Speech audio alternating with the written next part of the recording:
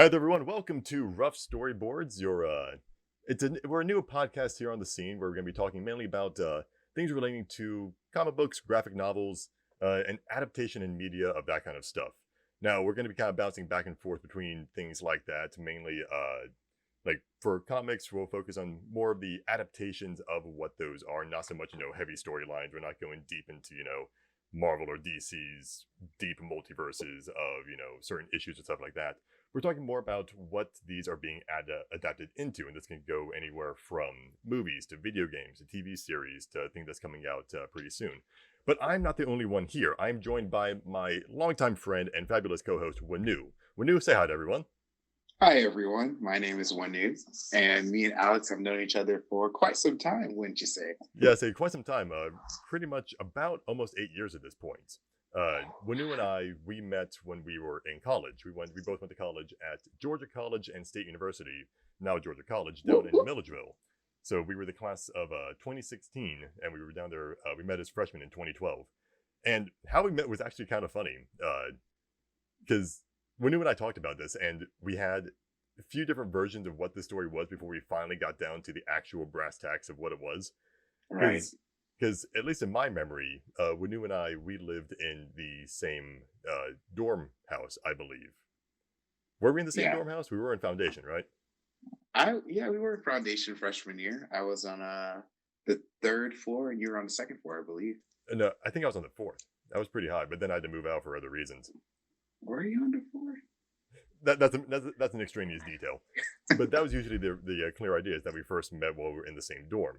But as Wenu reminded me just before we started recording, there was actually an entirely different thing that we all, pretty much like the entirety of our freshman class met Wenu at. And it was a little assembly that we were at talking about, consent and how important that is. And it was called Can I Kiss You? And Wenu, if you want to finish off this and how you became a very, very famous person on our campus because of one simple thing you did. Basically, what we did was a kind of a mock stage play where we had two interactions between a guy and a girl, and they asked people to come into the crowd. And of course, I played the guy, and a girl named Logan played the girl, and we interacted consent. Basically, she would make a move, and I'd say a yes or no, and I would make a move, and she would say yes or no. But, I'm a performer, so I livened it up just a little bit when I asked her out and she rejected me. And I said the famous line, "Do you know who I am?" And when I tell you, the crowd erupted. A star was born that day. Just saying. It was perfect. It was just that, "Do you know who I am?" And we're all like, "No, who are you?" We're like, "You're Wenu." And that was, and at that point, a star was born. Yep, that's how a lot of people met me throughout the halls and on the streets of Milledgeville. Just walking around and somebody sees you like, "Do you know who that is?" And we're like, "No, who is that?" Yeah, but that's just me. I'm a colorful character. And that's what we're going to be talking about today. A lot of colorful characters, because Exactly. we're going to be reviewing and discussing DC Fandom that happened last weekend. Yes, DC Fandome wrapped up pretty recently, like you said, last weekend. And the interesting thing about this is that when it comes to things about graphic novels and comic books and the like, and at least how they are adapted in media, I'm much more movie to video game based. And I look at it kind of like that. I see what they've been adapted into and then research back. Whereas I know you, Anu, you have a lot more of the actual sources. You have a lot of the actual physical graphic novels. So we're kind of approaching this from both sides, kind of being in the middle and seeing where it comes from on both ends.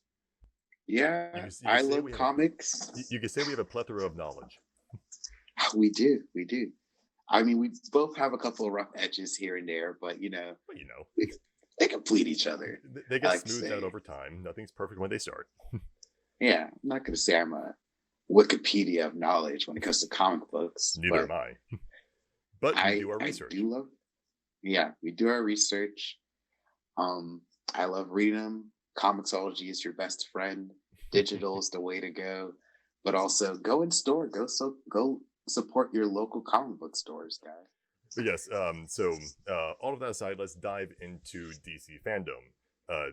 So what it was is that this is pretty much DC's answer to a convention in the time of COVID, and having a lot of things online and announcing a lot of things online and going through a lot of details, a lot of trailer reveals and discussions and panels and that kind of stuff.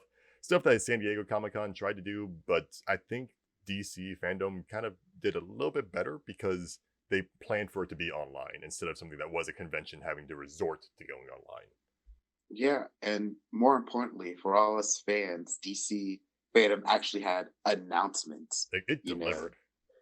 Like the biggest problem with San Diego Comic Con this year was kind of just like felt kind of dry. There's no big announcement that hooked us. And the unfortunate part of that is because so many presenters that were going to be there backed out, and they kind of pushed things out or just announced it themselves.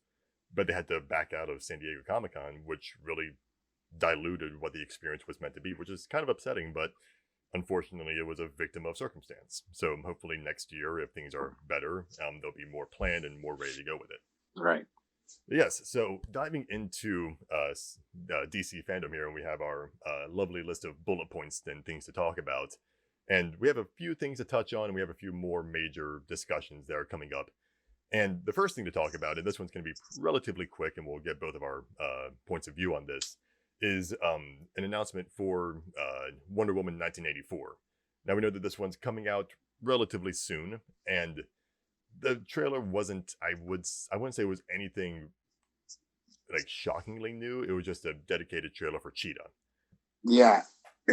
And pretty much I understand it's a backstory thing. It's understanding who this character is that some of us might not exactly know, because DC's done fantastic with explaining characters that they introduce in their movies. But with this film in particular, I know that it's already done. It's completed. It was ready to go this year, but since, it was definitely supposed to be a summer film. But this trailer in particular was a post trailer in which Patty Jenkins and, trailer shops had to cut something up together for DC Fandom in particular. Yeah. So it you can tell it kind of it seems last minute stuff we've seen, and we get a, better look at Cheetah. But it's not the best look. I agree with you. Like my biggest gripe with Cheetah is it's honestly Kristen Wiig, and but she's so funny. But that's the thing is like, and I understand that maybe it's a revolution in Kristen's career, and maybe she's trying to take on something new. But in my memory, and what I think of Kristen Wiig as, I don't see her as an action actress. I don't see her as an action movie actress. Granted, I'm not discrediting her ability as an actress. I just don't feel the most confident with her in this. I understand where you're coming from, since she is our comedic background. And I will be completely honest. I did not like the original Wonder Woman that Patty Jenkins did. I think way too much slow-mo. It was a lot of DC slow-mo. It was a lot of DC rubber CGI, and we're just not going to talk about the final fight scene, because that was just that was what It Man with Wonder Woman just gliding on through punching Nazis. What's crazy is that I don't like the first act in Themyscira. I don't like the last act, but I do like the story that she weaves within. Yeah, like the second act is good. The relationships with Diana and Steve Trevor, and how she's understanding how the man world is. I think the script and the story in Wonder Woman is a very good story. I just think film-wise and like the final product that we saw, it's just like the shots there are some good moments again in the middle part, but the shots beginning and end are just ugh. The No Man's Land scene, that was probably the crowning achievement. Yeah. And I can't take it away. That was a great scene, a great action scene. I just wish a female actor that was more, I guess, intimidating, or that seemed like Gal Gadot to me seems too much of a model type to play Wonder Woman. I mean, the woman's got military experience. Remember that. Yes, but this isn't a war we're going to. This is a movie. Okay. well, many people have transferred from the military and transferred their careers to other things. I mean, look at Vin Diesel. Yeah, look at Adam Driver. But my thing is from a pure visual aesthetic. It seems, and this I didn't even want to get into this, but I got to say a piece. We'll dip a toe in. We'll save it for another episode. It seems like her strength is coming more from a magic base, since she has she's not I don't need her to be a bodybuilder type, but she has no muscle, which makes it seem like her magic is more magic based than I trained in this island full of Amazon. It's gonna calm down. Well, I mean, going from that viewpoint, if you look at the other Amazons that she trains with, and and the Queen and everything, those are some stacked, and those women are, those are they're bodybuilders. Yeah, they're big and strong. They eat spinach, and then you look at this trailer in particular, you see so many shots of her in elegantly dressed. Well, it's the golden armor. That's one of the interesting things, is that it feels like it's very much a timepiece for that 80s feel of that golden armor. And I'm hoping it doesn't distract much from her character.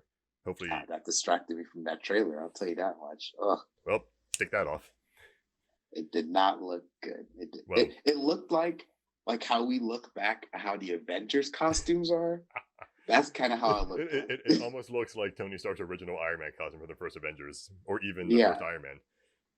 It has that bit of a bulky kind of feel. It looks more aesthetic than actual mechanical.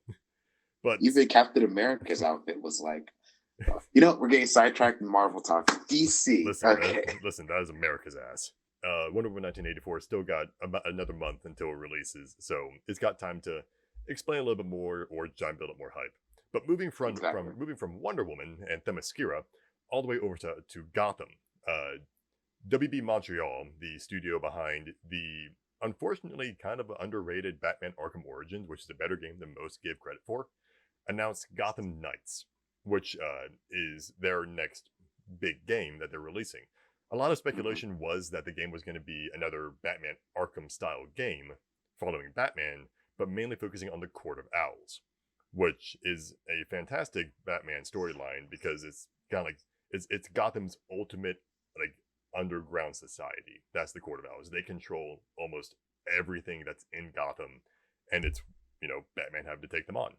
And I think and that would have been a really great concept. But with Gotham Knights, you're now playing as Robin, Batgirl, Nightwing, and Red Hood in either solo or co-op online play. Which I thought, for me, that was that's an interesting take to go. But granted, it gives a lot of spotlight to characters that kind of got a little bit more of a side story in something like Arkham Knight. Well, if you're looking at the Court of Owls in particular, that was a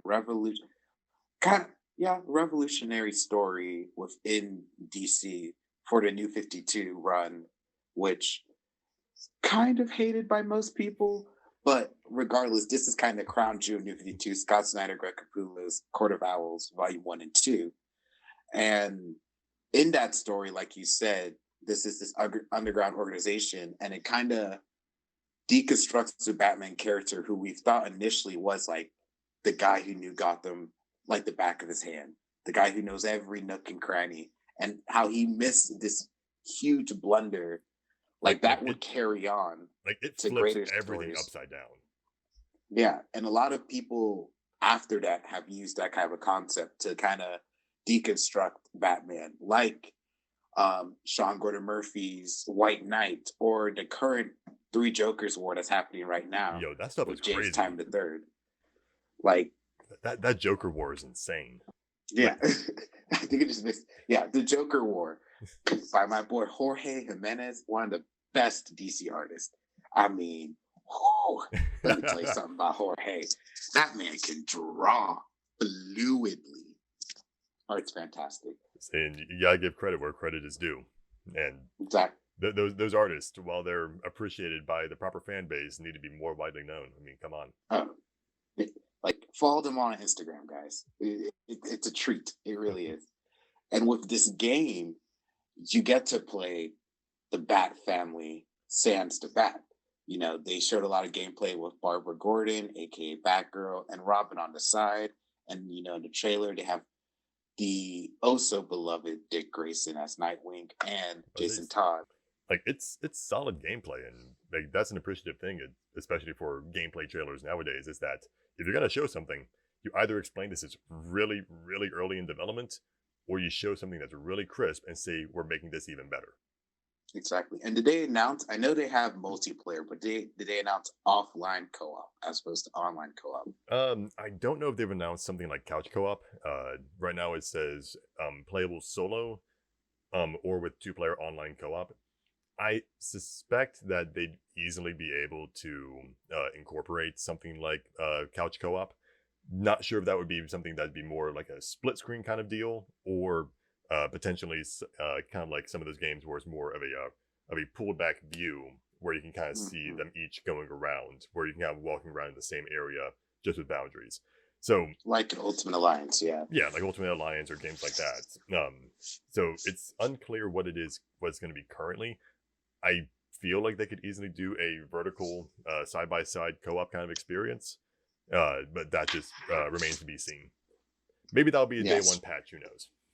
Like, speaking of video games, man, back to the days of offline couch co-op. I miss those times. Everything's now online multiplayer. I'm like nothing beats an N64, a PS2, or a GameCube game back in the early 2000s. Like telling somebody 1v1 me in Melee on a GameCube, like that was throwing down back then. Throwing hands, man. I mean, even when you're able to do that with the original Halo, the simplest one, like 1v1 pistols only, hang 'em high. That was your like meet me at high noon outside of the saloon back in the old West. And of course, you know the origin of the phrase 1v1 me. You see, kids, it's older than you think. And you just so many great multiplayer games like Smash, like even Def Jam. The original GoldenEye. Get out of here. So let me tell you something. Were you about to go to Def Jam Fight for New York? I was definitely going to say Def Jam Fight for New York is one of the best multiplayer arcade wrestling games of all time. Unique arcade wrestling multiplayer game. It's very, very unique with that game. Is it one of the levels, one of the ones you can like toss somebody into a subway? Yes. You could do that. And you know, that was so good they put it in a Mortal Kombat game. That's how good that finisher was.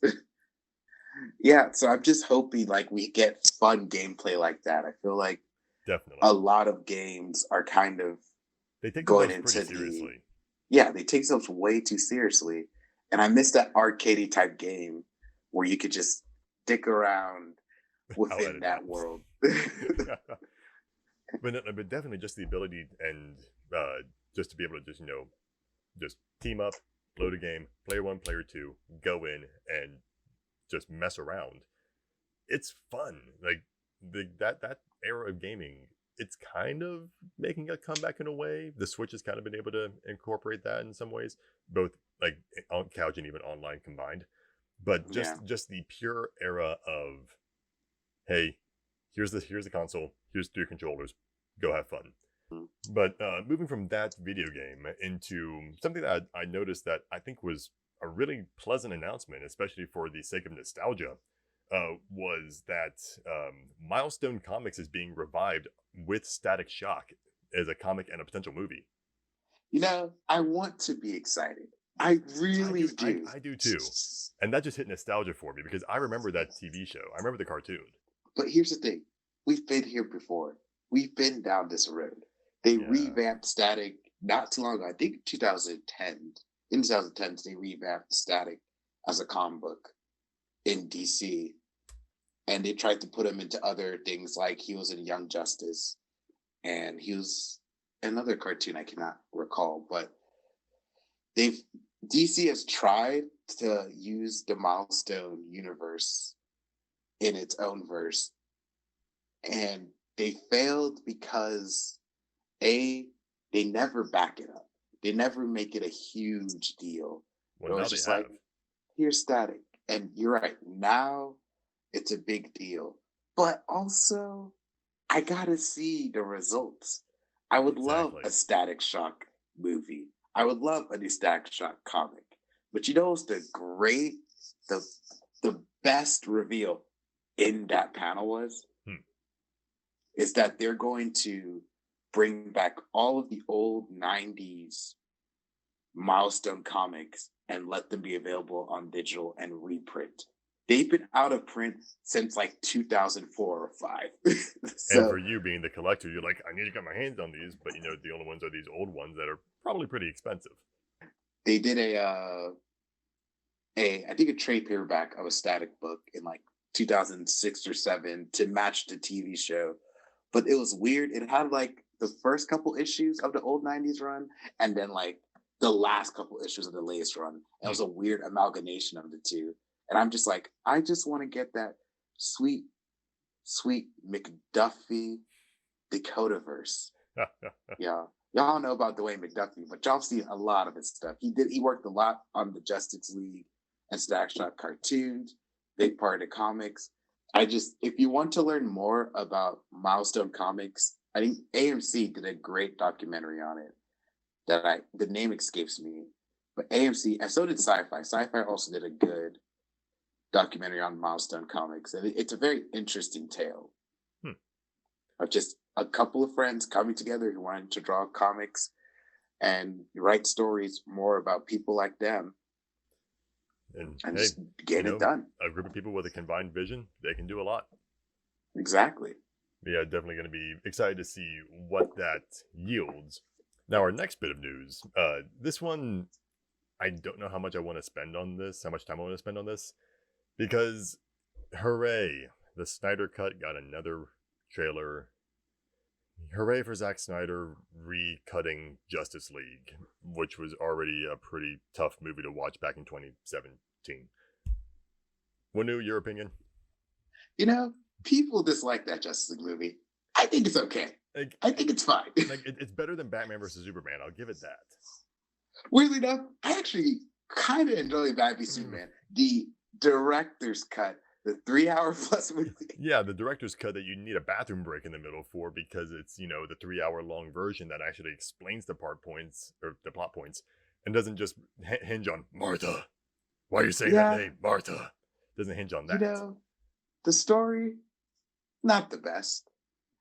No. But the characterization of Batman and the characterization of Superman, actually, I'm like, okay, Zack Snyder's finally not making a Batman clone of Superman. He's actually making Superman to be himself. Oh, he's dead. Okay, well done. Yeah. And that was also one of my other biggest gripes in the movie is that, you have this Act 1, which sets up, Batman trying to track down Superman. Then you have the fight between the two of them, which felt kind of one-sided, and then you had, just everything go kind of Superman's way, but then, Lex Luthor comes in and revives Zod as Doomsday. Yeah. And then you introduce Doomsday in the final third of this, who is, as most DC fans know, like, that is one of Superman's greatest villains, and you introduce him and off him within 30 minutes. I think this is, and we're going to get into this topic later, of the saturation of Batman, but a lot of people don't understand that there are great Superman comic books that do not have to deal with his origin, his death. There are things in between. There's so much more Superman than just how he came to be and how he died, and then came back to life. Surprise. Yeah. Yeah, so, I mean, the one props I'll give the Snyder Cut for doing is, and hopefully doing, as most screenshots have shown, is a better looking version of Steppenwolf. Because the one that they made or presented to us, it's DC's rubber CGI, and I can't get behind that CGI because it looks like Tobey Maguire's Spider-Man jumping across rooftops in the first Spider-Man movie back in the early 2000s. It looks like rubber. Everyone says that, and I'm like, I saw Darkseid in that trailer. He looked like he was in a video game. Same thing with Steppenwolf. I don't think the CGI is going to get any better, my friend. Like, it can't get any better unless they, highly develop the technology. And granted, with some of the stuff you're seeing the PS5 and the Xbox, or the new Xbox Series One X or whatever it's being called, the next Xbox, like some of that stuff, like you look at the graphical quality of it, holy cow! Like photorealism out every end. Like it's gonna look really good. So I expect that kind of technology that's being released later this year for video games to be adapted and most likely seen in movies within the next 2 to 3 years. I bet. Yeah.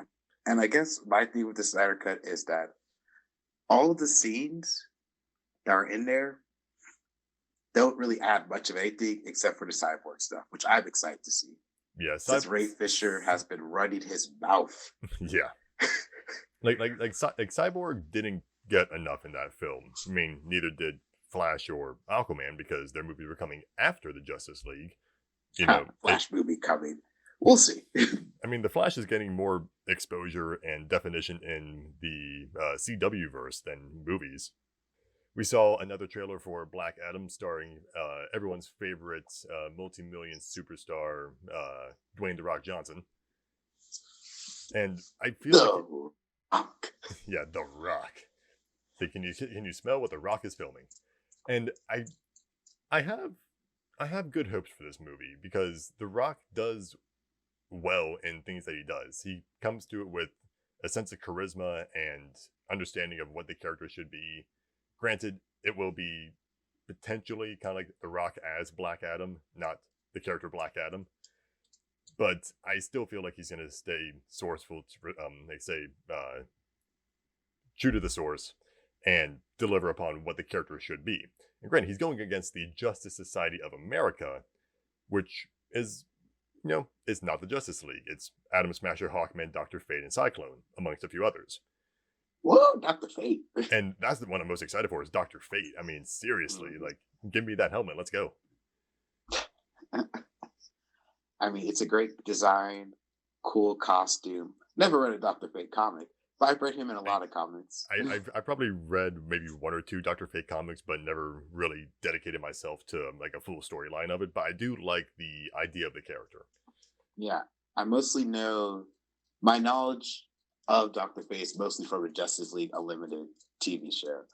So I'm excited to be surprised. Exactly. That's why I want to be like, I'm going in with my expectations, but I want those expectations to be subverted and then like met above. And I think it can do it. I have confidence. Right. And now this bit of news leading into what will be our primary discussion. So the first thing is that James Gunn has revealed the list of characters and cast of his Suicide Squad movie. And oh boy, if you thought the first Suicide Squad had a lot of people, this one looks to have about twice as many. So, ooh, yes. Like, what a star-studded cast. I mean, seriously, like I'm going to go down the list here and I'll just read them off one by one. This list is coming to us courtesy of IGN. But the first one, so Idris Elba as Bloodsport. Like, I love Idris Elba in almost everything he does. So I have no qualms with that. Black Superman. Exactly. He is Black Superman. What if that's the way that he got a job in the DC line of work? Because, they called him that in Hobbs and Shaw, and they were like, yeah, let's get him with the DC stuff. Come on. Hobbs and Shaw is a good movie that everyone shit on. But I really enjoy it. It is really good. But yeah, so Idris Elba is Bloodsport. Margot Robbie reprising Harley Quinn. She's pretty much solidified herself as Harley Quinn, at least for the cinematic universe at this point. Because I don't think of anyone else that could really pull that off. She is great as Harley Quinn. I still haven't seen Birds of Prey yet. Birds of Prey is so good, dude. Is it? It's not amazing, it's not groundbreaking, but it is proper comic book flair with Harley Quinn. I gotta check it out, man. I have HBO now. HBO Go. Whichever one's new. HBO Max. Like Suicide Squad had its kind of comic book flair and had those moments where it kind of felt like it was jumping off a panel. But like Birds of Prey, the entire thing feels like it was just ripped off a panel. Okay. Like it's much better than initial credit would give it for. Because granted, it is Birds of Prey and the emancipation of one Harley Quinn. John Cena is Peacemaker. Oh, but dude. Viola Davis is reprising Amanda Waller. Viola Davis is a treasure. She is. She absolutely is. And I hope she gets more. I don't hear. I guess not more to do because it's not her film. But I hope she gets like at least one like scene stealing moment.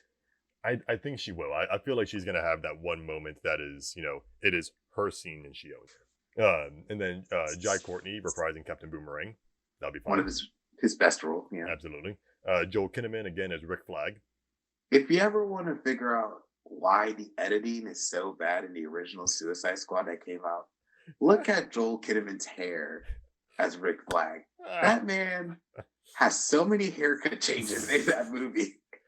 The truest continuity point is his hair. I mean, I don't know why little things like that bother me, but I'm like, y'all. It's an important detail. Unless we see something specifically happen to the hair, we want to know why it changes. Exactly. Does he just get a haircut between each mission? Oh, wait, they're on one mission the whole time. Like. And then David, and I might butcher this, but I hope I don't. Das Mao Shin. He is Polka Dot Man. Ah, look at him. A primo grade A superhero / supervillain name. I mean, he was in The Dark Knight. He was in Ant-Man 1 and 2. The guy is actually a true comic book fan, so him getting more roles is exciting. That's why I like when they cast people that are really enthusiastic about comic books as these characters, because they're going to bring that enthusiasm to the screen, and you're going to see that they really want to embody that character. And then continuing on, we have Daniela Melchior as Ratcatcher II, or Ratcatcher 2. Totally. Steve G, or Steve Agee. Once again, I apologize for these name pronunciations. I want to try and get them right. He is King Shark. Sean Gunn, who is Weasel. Look at Sean Gunn. Got a job. We have Flula Borg as Javelin. Totally. So that's going to be fun because he's a hilarious German man. So I just expect some fun stuff from that. And this one, Nathan Fillion as TDK.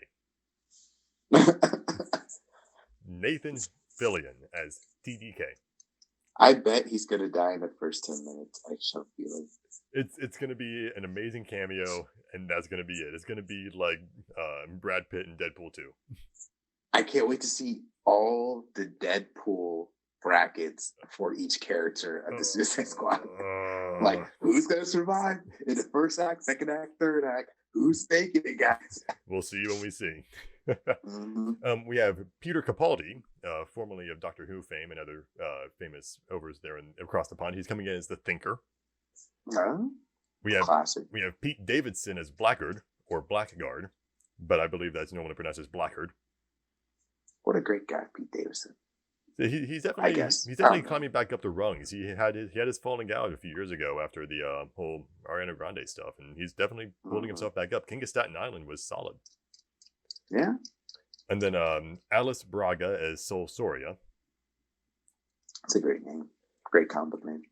And then, and I know I'm gonna butcher this, and I greatly apologize. Mei Ling Ning, or Nguyen. It's the last name is NG, and I've never been truly sure of how to pronounce it. So it's Mei Ling Ning as Mongol, and then Yandu Udanta himself, Michael Rooker as Savant. He's Mary Poppins, y'all. Guardians Galaxy 2. We then have Storm Reed as Tyla, who is Bloodsport's daughter. Okay. Jennifer Holland as Amelia Harcourt. And Juan Diego Boto as Luna. See, you know what's going to happen? I forgot like half that cast. It's too large. We got to trim it down. Some way, somehow, James Gunn has to find a way to trim down that cast. Don't know how he's going to do it. I'm excited to watch. I just did a count, and if I did this correctly, that is 20 named cast. Oh yeah, heads are gonna roll in this film. And so going from a Suicide Squad movie into the ultimate topic that is at the end of this entire discussion is Rocksteady's Suicide Squad game. Suicide Squad Kill the Justice League, which is going to be a co-op game. Doesn't say exactly how. It looks to be kind of like a Marvel Ultimate Alliance kind of thing, where it can be played solo. or with up to 4 players cooperatively, and you can also play with AI teammates, which sounds very, kind of like actually how you mentioned, Wenu, the revival of couch co-op. You can do it online if you wanted to, but if you have 4 people in the same room with controllers on a big TV, boom, you've got it set, you've got it perfect. But there was one major gripe that both you and I had with this, and is that Superman is once again evil. Let me tell you something now. Let me tell you something. Now, for the audio listeners, he just smacked his table, which means it's real. Now, Superman is my favorite DC hero. He's the original good guy, good spirited, always wants to help. He is the poster boy. A genuine, nice dude. And I am just so tired of DC media taking this nice, beloved fellow and just twisting him, turning him dark and gloomy. I mean, did you watch Man of Steel? I watched Man of Steel multiple times. And every time I watch it, I just hate it more and more. Because I'm like, you had an opportunity. I don't know why they picked Zack Snyder for this role. Nothing in his back catalog dictates that, man, you should really make a Superman movie. Instead, I feel like it's just me. I don't want to sound like a DC hater. I love DC. But I feel like Man of Steel is Zack Snyder trying to pseudo create a Batman movie.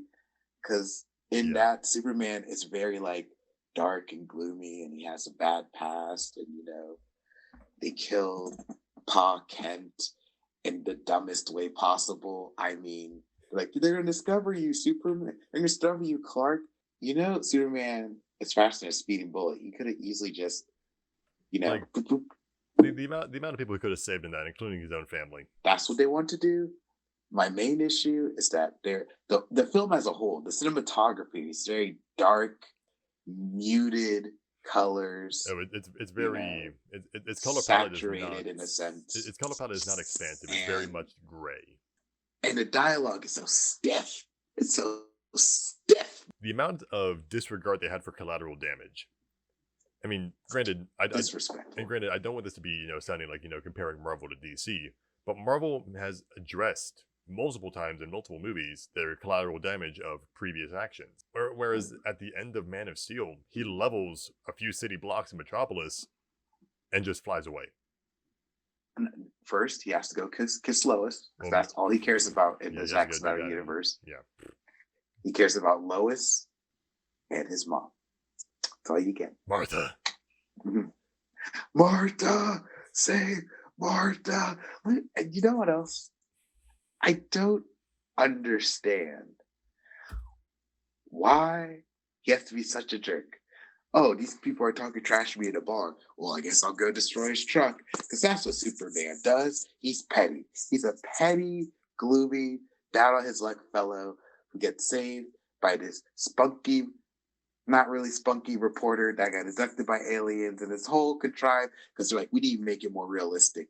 And you know what that is? That is code for we need to make it dark and gritty. Whenever someone says we make it more realistic, that I need to make it dark and gritty to fit this tone, to be an edgelord, because Dark Knight Returns told me to. That's why everyone says it's more realistic. You see, he's an alien. It's an immigrant story. And I'm like, nah. No, but when you're trying to compare, a Zack Snyder film to the Nolan trilogy of the Dark Knight movies, Christopher Nolan had a set viewpoint he wanted to tell Batman from, and he did that. Granted, you're telling the story of Batman, a mortal, a person who through training and exercise and practice became who he was, whereas you have Superman, who is a being literally powered by the sun. It's hard to tell that in a quote-unquote realistic view. It's frustrating because there's so much good potential in Man of Steel, and that's what pisses me off more. Like when he flies for the first time, that scene, just like Wonder Woman during the war, is excellent. And you're like, this is what I want. This is some good stuff here. Like you have those standout moments. But then he talks, and he's super stiff. And Henry Cavill does a better job as Superman in BVS and Justice League. as he does here. But guess what happens in freaking Justice League? You get your evil Superman. They did the evil Superman scene, and people love that scene. I'm like, I get it. It's nice and fun, but that's what we got in Injustice. That's what we got in Injustice 2. That's what we're getting in Suicide Squad here. We're even in Man of Steel, he is more dark and gloomy. Exactly. In BBS, he is very somber. Like when, and everyone says, "Oh, you have to let it grow into it. You have to let it come." He didn't just start as happy. I was like, Superman as a character is a nice guy. Cheerful, optimistic fellow. You look at his early comics.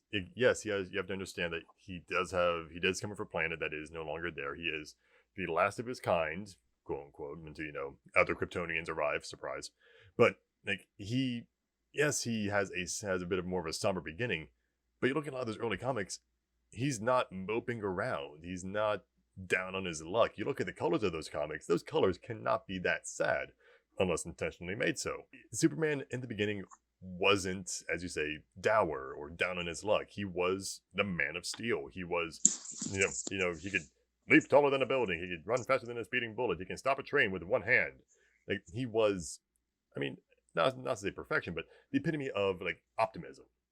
You know what happens at, I guess, the introduction of Superman in the famous Mark Waid origin story. I know I said there's more Superman books, origin stories, but let me get to it. And one of my favorite Superman books, Superman Birthright, which Henry Cavill has been quoted to be like, that's the inspiration for Man of Steel. We introduced to Clark, he is on a mission trip in Africa, helping people, making friends. And they show you how he views people he sees their aura, or like he sees it as like vibrant colors. And like, of course, this is attack. And, it makes a big effect to be like, they're all hollow and dimmed. And like that depresses him. Like the first thing they show is that he cares about other people. Exactly. That he wants to help people. Let me say it again for people in the back. Superman likes helping people. That's all I want. As I say, can we get a series of shorts of Henry Cavill as Superman in a more bright and optimistic costume, just picking up trash on the side of the road? But really, helping old ladies cross the street. For crying out loud, just get Taika Waititi to film one. I was just about to say just get Taika in, because Taika has an unnatural ability to have serious moments, all encompassed by comedy and laughter and funny moments and things that make you. Wholesome things that are like, oh, that was kind of funny. And then have those serious moments in between, or even vice versa. Because if you watch something like Thor Ragnarok, you have all these storytelling and action moments spliced with pieces of comedy that kind of came at odd moments. Even Jojo Rabbit, which, have you seen that? That was my favorite movie of last year. And I watched a lot of movies last year. Exactly. Jojo Rabbit. We'll start the movie discussion podcast for that one. But even Jojo Rabbit, which was a movie about a little boy wanting to join the Nazis, was able to make me laugh because of because granted, only Taika Waititi could portray Hitler in the way that he portrayed Hitler. Hitler the hype man? Exactly, come on. Exactly, Hitler the hype man.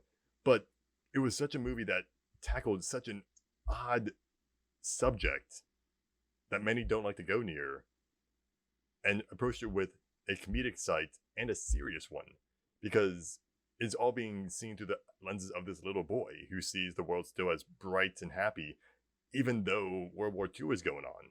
And that's where that kind of storytelling, where it can be a very dim setting. It can be, world is on the verge of extinction or world is on the verge of war.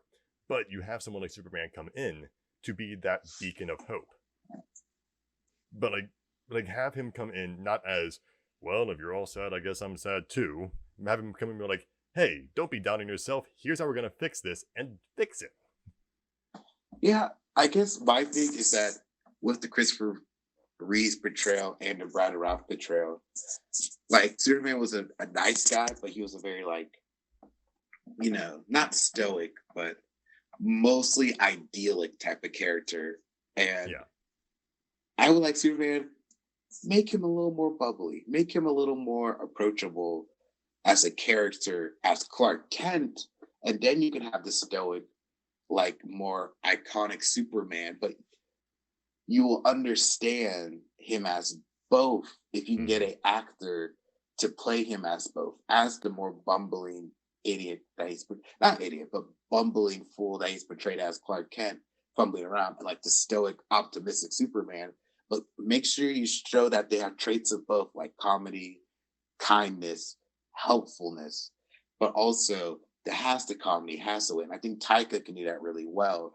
Or give an opportunity to an unknown. Just, I want Superman to like helping people and not feel like it's a burden to help people. Exactly. And definitely I think mainly in BVS, that's where he showed the most of feeling like it was a burden. Where it looked like he was, like he sees somebody that has to be saved and he rolls his eyes and goes, okay, I guess.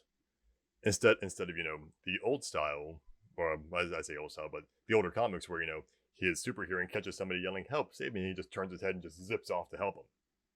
I mean, like he needs to be, he needs that drive to help people.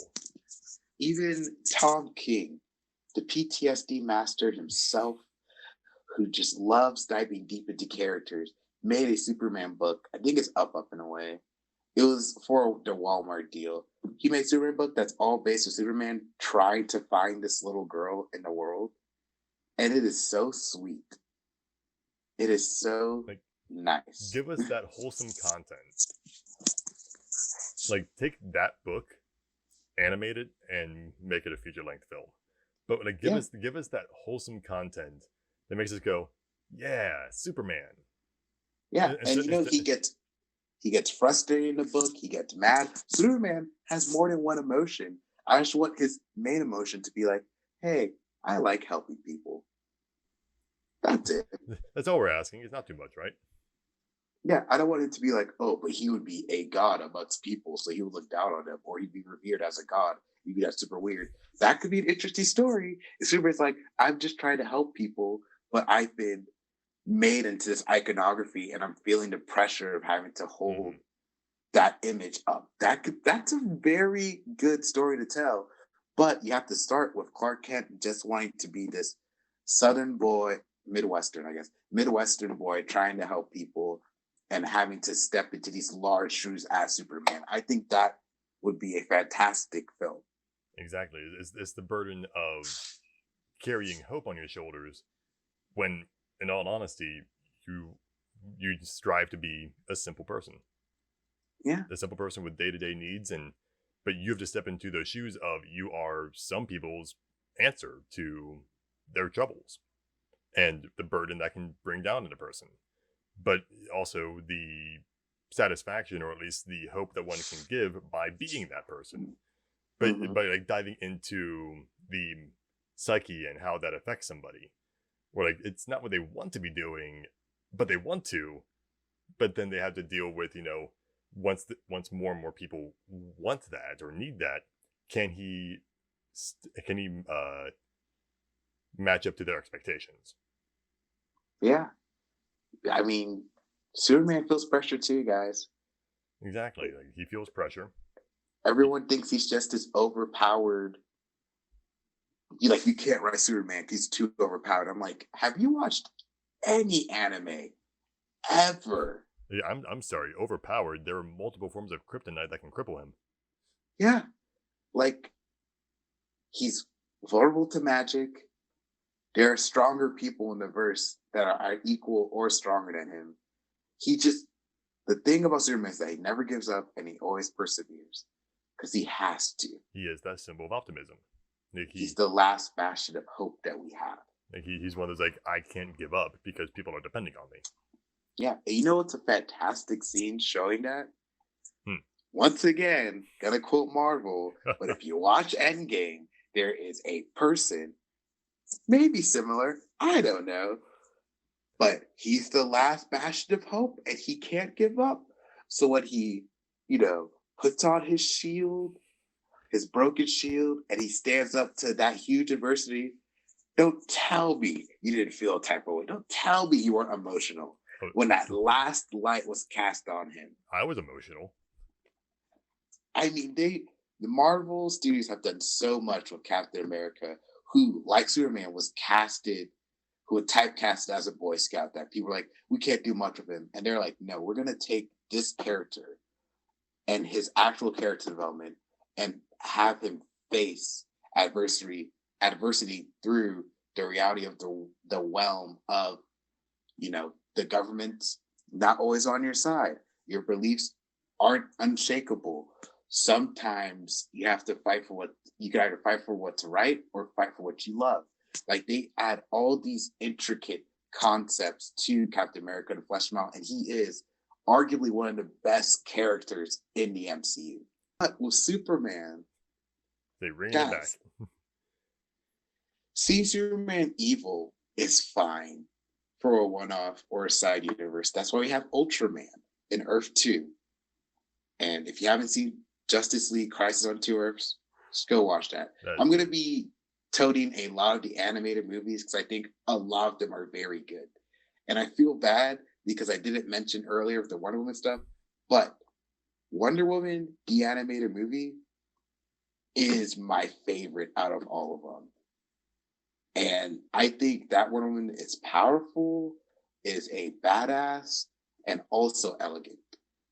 I agree. But she also ain't afraid to decapitate some mofos, if you know what I mean. I will be diplomatic and I will treat you fairly, but cross me and done. Yeah. Same thing with Superman, Batman, Apocalypse. The depiction of Wonder Woman in the early anime movies are kind of what I want, where she's like, I am elegant and beautiful, but I am also a deadly warrior that could kill you at any moment. Don't mess with me. And that is a solid depiction. Yeah, I don't see that in Gal Gadot. I think she's just too glamorous. Well, let's hope in 1984 that golden armor only keeps her like the first 30 minutes. Then something happens, it shatters, and she turns into that kind of person. She's that Goro punch walk, man. What y'all talking about? I don't know who played MKX. No, it's that Goro punch walk. That's exactly what I saw. Mm-hmm. And just Superman, there are so many great anime movies. I know Man for Tomorrow just came out, which I'm excited to watch, even though I haven't seen much of any of the new 52 anime movies. Some of my friends say they're good, but I'm like, a lot of them's just Batman based, and I'm tired of seeing this person in everything. Yeah, and definitely for things DC, Superman and Batman need to take a break. They did. Like Batman, I'm a Superman fan. like Batman needs to stop dealing with Superman stuff, and Superman needs to stop dealing with Batman stuff. Like the ones in Metropolis, one's in Gotham. They're in two separate cities. Let them stay there for a little bit. They've got their own stuff to deal with. I highly believe that people think Batman has the best rogues gallery because no one else knows anyone else's rogues gallery. Like definitely Batman's rogues gallery has gotten the most exposure, I'd say. I mean, can you name 3 of the Flash's villains? I mean, you have Reverse Flash. Can you name 3 of the Flash's villains that aren't Flashes? No. Because I have I think Captain Cold is one. Oh, no, Gorilla Grodd. No, it is Captain. Yeah, no, there's Captain Cold, Gorilla Grodd. Was any of the other ones in the Injustice games? We'll think about that. Gorilla Grodd. We already said that one. Yeah, no, but definitely, Batman's Rogues Gallery got the most exposure because the Arkham games definitely fleshed that out for a mainstream audience. There are oodles upon oodles of lore entries for every single villain, from the Riddler to the Mad Hatter. I mean, the Batman games, how I made a chart earlier to see the percentage wise of content in the films that are Batman based, and he's like 38%. Yep. Like him and Superman combined, or around 50% of the stuff we've had from DC, guys. Yeah. And then we know you have your Flash content in Justice League, you have your Cyborg and Wonder Woman stuff, and then you have Dude Bro in Water, which is Aquaman. You know, I still haven't watched the Aquaman film just because my friend was like, yeah, there's a lot of slow-mo in this one. I'm like, yeah, you really don't have to. He gains the trident and he becomes who he is in Justice League. That's it. Wow. But yeah, so pretty much closing point on that is Superman isn't always the necessary villain in any case. Go with somebody else. Yes, if you want. Also, Batman is not the one to solve the problem. Or anyone else for that matter. But definitely, Superman does not always have to be the villain in some cases when you want to go with the evil DC characters. If you want a good... There's a lot of good comics out there that display like his I'm overpowered, but I'm a good guy. But I think Superman versus the Elite, the animated movie, is a great interpretation of, guys, I just want to help people, but if you're gonna mess stuff up, I will wreck you and then help people. It's kind of the same thing with Wonder Woman in the animated movie. Is I'm here to help and I will do what I can, but do not cross me, or else you will not see tomorrow. Yeah, you're gonna get the 1-2s. You know, I'm gonna show you I'm gonna show you why a lot of people wonder about me. Cause I'm about to knock you out. You're gonna be like, who what? Like, Wonder Woman. That sounds pretty super. I am sorry. We are pun masters, level 5, of course. Look, I used to work for Disney. Puns were my life. Yeah, they're so fun. I know. But then the final little bit that I want to touch on just before we close things out here is the last little bit of information that came out of DC Fandom that we haven't talked about yet, which is the first trailer for The Batman starring Robert Pattinson. Which and going into it, I had my own opinions on what I thought it was going to be, because my opinions of Robert Pattinson have not stemmed past Twilight, unfortunately. Come on, man. But watch The Lighthouse. That's on my list. But it's on Amazon. It's on Amazon Prime. But this trailer, like showing just how Matt Reeves is taking on the character of Bruce Wayne, it completely flipped my opinion. I'm actually really amped and excited for this one because it looked a lot better than I ever imagined it was going to be. And the fact that it's, you know, and with some of the listing here, you have Zoe Kravitz as Catwoman. Love. Although Matt Reeves hasn't really stated that yet, but it's Zoe Kravitz. You have Colin Farrell, unrecognizable as the Penguin.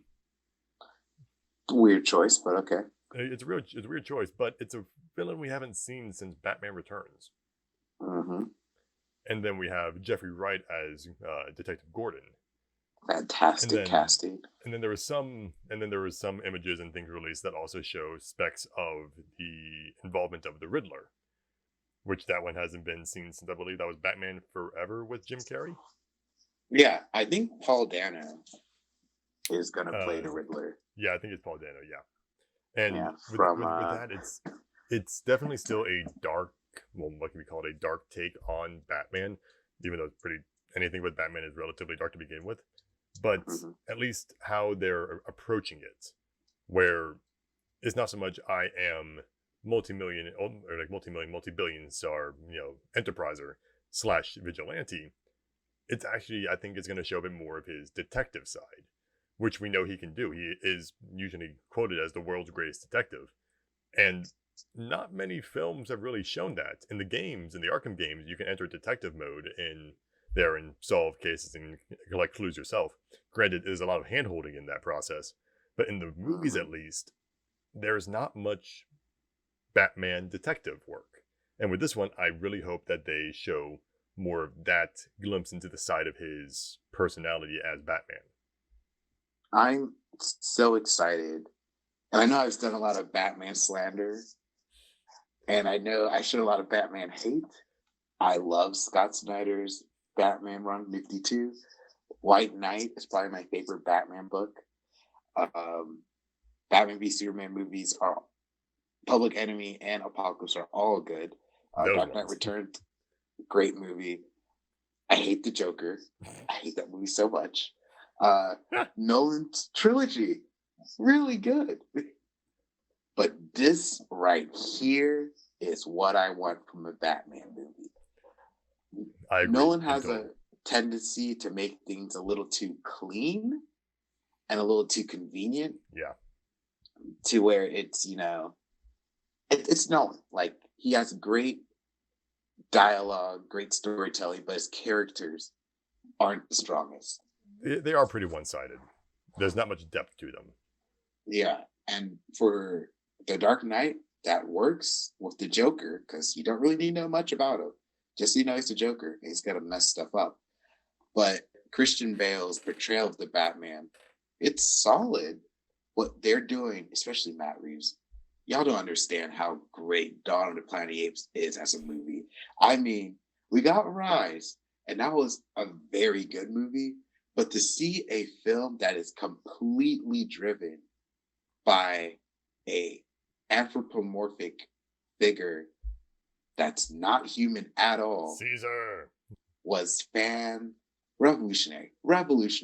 You know why? Because they didn't I need can tell what humans. you were about to say there. They didn't need humans in Dawn of the Planet of the Apes. They're like, no, monkeys are our main characters. I'm looking at you, Michael Bay. You know you can make a Transformers movie where it's just Transformers. Tangent aside, Matt Reeves is the guy who understands character. If you want anything else from this podcast, it's that the one thing I cherish most is the characterization. I think that is the biggest, greatest, most powerful tool a story can have, is creating fantastic characters that will last. And what he did here in this trailer alone, I was like, oh, that's a young Batman. That's a Batman that is mourning the loss. That is a Batman that is angry at the world. And that is a Batman who is going to struggle to find himself. And I am so ready to be on that journey. I'm just excited, man. Even though, again, Batman slander aside, I think it's still oversaturated. I want my Jeff Johns Green Lantern saga. Come on, guys. Rebirth. Let's do it. We got to start somewhere, you know? But, yeah. But, man, I think we I think we touched on all of our bullet points here. Yeah, man. We talked a lot about DC and our fandom. Saying that's a little fandom overview. But I do want to thank you all for listening to this first episode of Rough Storyboards. We're in the process of getting the entire production process down, and hoping to make a few more of these in the near future. And you'll be able to find these on all of your major podcast providers of choice, or wherever you get your podcasts. Wenu, as same with myself, is there a social media that people can find you on to follow you? They could follow me on Instagram at Wenu's Arts. Yes, WENU_ARTS. As for me, mine, you can find me at A Goofy Guy, all one word, just A Goofy Guy, no underscores, no hyphens, no slashes, no odd numbers, straight up one word. You'll be able to find me. So that's Wenu at Wenu_Arts, and me at A Goofy Guy. And you'll be able to keep up with information about the podcast here or there. Well, we're working those bits out. It's a work in progress. You got to give us time. Day one, guys. We need that day two patch. Don't worry. Hopefully the day two patch isn't as big as the day one patch. Mm-hmm. Yes. Once again, thank you all for listening to Rough Storyboards, your one-stop shop for graphic novel and comic book news and discussions. And once again, thank you all for listening. Talk to you all in the next episode. Thank you all for listening.